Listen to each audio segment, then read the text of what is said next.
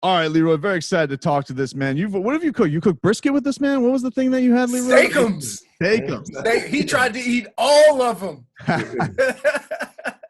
This man is he is a menace. He's a damn good player. He's a defensive tackle for your Miami Dolphins, Christian Wilkins, who is helping spread the word about home field advantage sweepstakes, which is looking to let fans in on the game day rituals and how he prepares to come compete on the field. And he wants to know how Dolphin fans are going to rep from home. The sweepstakes is launching on Thursday. If you guys want to enter, post a photo on Twitter, use the hashtag #GearUpForGameDay, tweet at Pepsi, and show off their Pepsi Game Day pride with their home turf.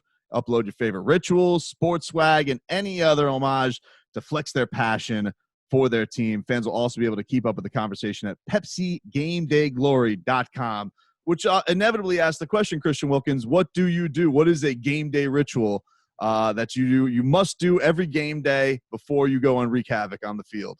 Oh, man, there's so many things I got to do. I feel like, honestly, like my routine throughout the week is pretty consistent, like just everything to a T. Like I like to keep it, as schedule and as routine as possible.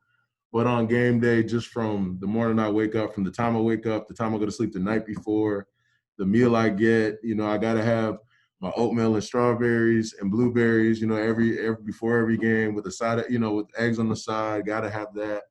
And then just even when I even from the music I listen to, got to have the same playlist. Most guys like to listen to a lot of hype stuff, a lot of, rap or whatever, but I like to slow it down and get my mind right with a little R&B, a little old school R&B. That's my thing. And also, as people know now, I'm a Hamilton fan. I'm a big Alexander Hamilton fan. So there might be some slight Hamilton in there too, just to try kind of get my mind right. It's almost scary knowing that you're going to wreck quarterbacks and you've just listened to a musical. Right. Hey, it's whatever works for you, whatever gets you in the right frame of mind, whatever it feels like it works for you, you gotta go with it. That sounds like the healthiest meal you eat all week. Why you gotta do me like that? I actually had a great summer. I got real fit. I'm down to a medium. No. No, but for real, I used to I would get up early in the morning, leave the hotel, and go work out. Like I warm up before, like ride the bike for like 30 minutes. Right. And then I just swing by McDonald's on the way to the to the stadium. Oh my gosh. But wait, no, that's not the kicker. Halftime. I had one of, you have your favorite guy in the locker room who hooks you up, right? Yep. Hamburger and hot dog at halftime. Oh my gosh. I don't know how you did that, because if that was me, I mean, you would see all that, but you would see all that on the field. Like I couldn't eat all that before a game. I mean, you was a smaller guy. For me, that wouldn't work. I gotta eat light. I gotta stay light on my feet. Yeah, I know a lot of guys that eat light or don't eat, but they have to have something, because a lot of those guys that don't eat at all, right, when it comes halftime, they just they're drained. Yeah, and that's why probably the oatmeal helps. Anything else with it besides the music list? Like back then we didn't have iPhones, right? Or nothing like that. You had that big ass Walkman, so people wasn't feeling that. But other than that, we just go on the field, mess around. So that's even it. Like, even kind of like as I take the field at the exact same time every game. Right. Yeah. I go on my little walk, get my mind right. Like I take exactly 8 paces through 8 laps in the end zone, exactly from the goalpost to the sideline. Like just little weird things like that. My same routine. I do my get off, do like a lot of my D-line. Hand strike and footwork stuff. Don't forget your uniform. Like, right. I used to have my socks. You got to get those socks right. If your socks don't, No, that's funny you say that too, because my dress is always the same. Like what I warm up is always the same. The way I get dressed is the same. Like I always put my left sock on first, then my right, then my like it's really like down to a T, and it's like so routine and scheduled. Like if you came in at the same time every week, I would be like, I'd be doing the same thing at that time. Like, and it's just here's the other thing. It changed a little bit now that you're not a rookie. Right. The rookies got to get taped early. Right. Yeah, it's a little different now. I ain't gonna lie, life's a little better now that you're in a rookie. Save you like 45 minutes before the game? Like I will get all that, just about 45 minutes. Yeah, that's right. No, that's pretty good. Yeah.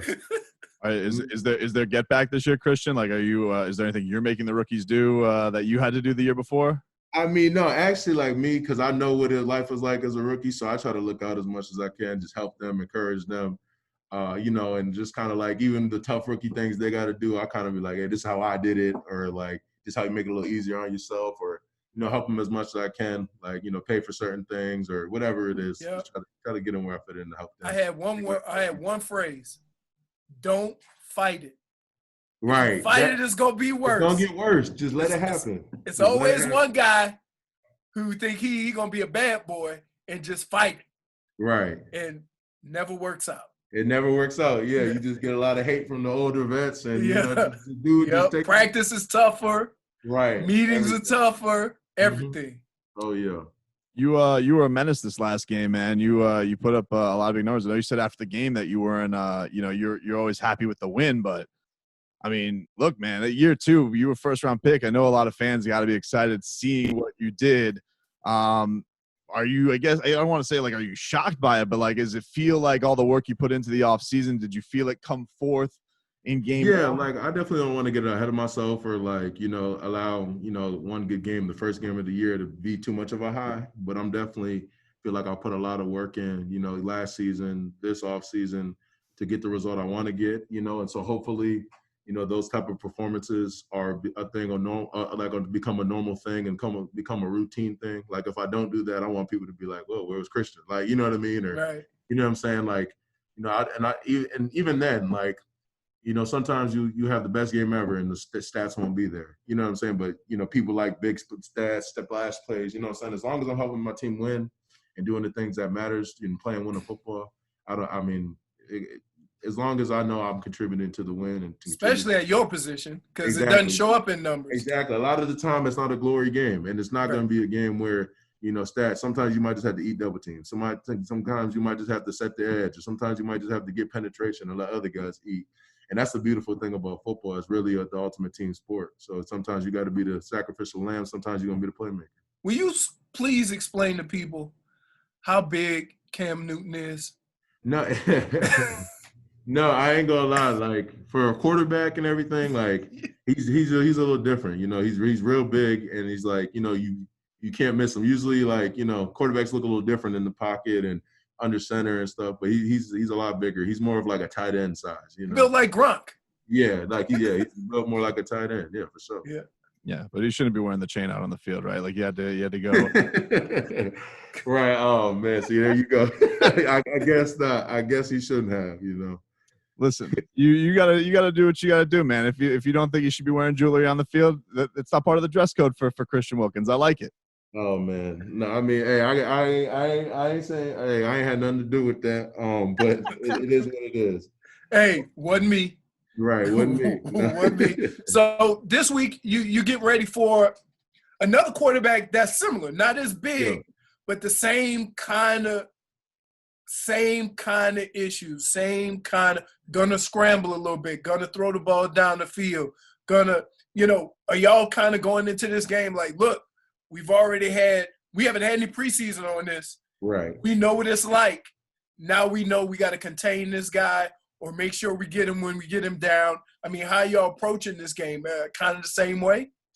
There's definitely a lot of things, as you know, you kind of take a little bit from every game moving forward into the next one. And, as much as you flushed last week, you can still take a lot of things and learn from it. So I feel like that's what we're going to do. And also, they played a game too, so we got some tape to watch and kind of get a real sense of what they like to do.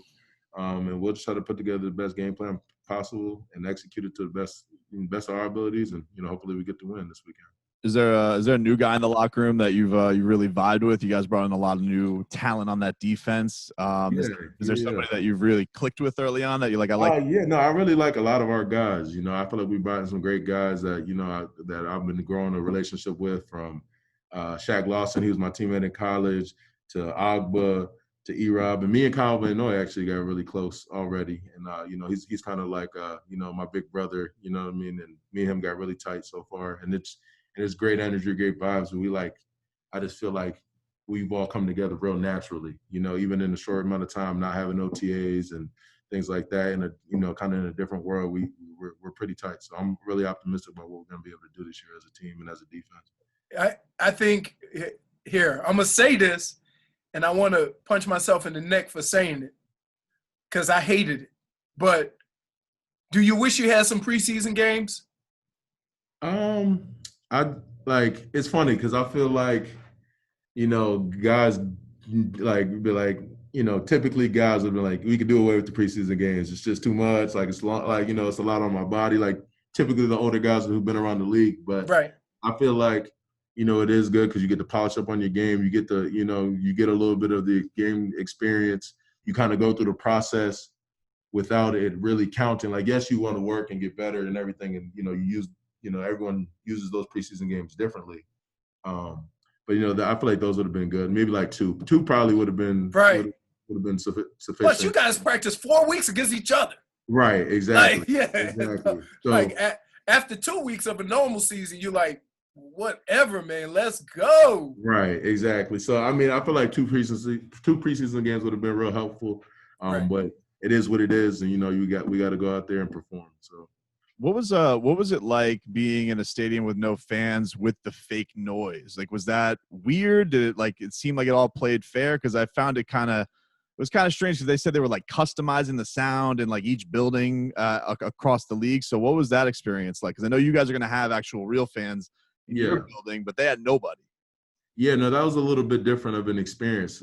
Like, you really had to bring your own energy or kind of find because even when you go in an away arena, you kind of use their fans as your fuel, kind of as like a little bit, but no, it's like dead silent out there. You can hear a pin drop, and it's like you literally only hear the natural sound of football, just pads thumping, communication, all that. It was kind of a weird, different experience. Almost like, so like you really gotta like bring your own energy and really lock in and like, make sure you're not just being too casual out there. It's like that camp scrimmage. Right. Exactly. The one that you go to the stadium. That's what it kind of feels like. It feels like a scrimmage, almost. But that's the part where I'm saying you don't want to be too casual. Where it feels like practice. I got you. You got to bring that intensity and like almost like get your mind like, this is a game. This one counts. So the Hamilton thing, like we heard you mic'd up with the singing. When did this love for musicals happen, and how long before you memorized that entire soundtrack? Because that was a beautiful. So I'm not gonna lie, like ever since I was like younger, I always kind of just been weird, like been a sucker for plays and musicals and whatever, like always since I was young. And like when I was in high school, I went to a prep school in Connecticut, and like at prep schools, you get kids who go to school for like theater and like, for that kind of stuff. And so they would put on great productions, and like, I'm like, yo, I'm getting like really good stuff for like high school productions. Like I'm going in there like, dang, these dudes are killing it. Like, you know what I'm saying? Doing a lot of different plays and musicals. I'm like, wow, like I really started to, even like as I kind of grew like throughout high school, I love plays and things like that more. And then, Hamilton came about, and I finally got to go see it last summer. And that was the first Broadway play I ever seen. And, I'm kind of spoiled now because that was I find it hard for something to, top that.